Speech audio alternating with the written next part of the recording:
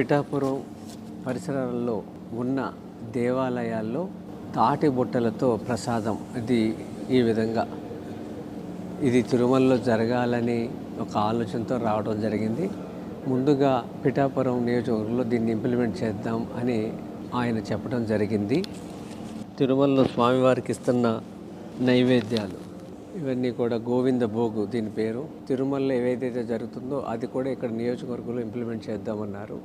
అలాగే ఇక్కడ చూస్తున్న ఈ మట్టి వినాయకుడు ఈ ప్రభుత్వం రాగానే మొదటి పండుగ 100 విగ్రహాలని అక్కడున్న యువకులకి ఎకో కాంటెస్ట్ అనేవాడు పెట్టి భక్తి శ్రద్ధలతో నిమజ్జనం చేస్తే పర్యావరణ రహితంగా ఇంతవరకు భారతదేశంలో ఎక్కడలా జరగలేదు. ఇది చేతి సంచితో బజారుకి వెళదాం. ఒకప్పుడు 40 ఏళ్ల క్రితం ఇలా అలవాటు ఉండేది. పిఠాపురం అనే పేరుతోనే ఈ వస్తువులన్నీ మనం తయారు చేసామనుకోండి, స్థానికంగా వాళ్ళకి ఒక ఆదాయం వస్తుంది. రెండోది అదొక మోడల్గా నిలబడుతుంది.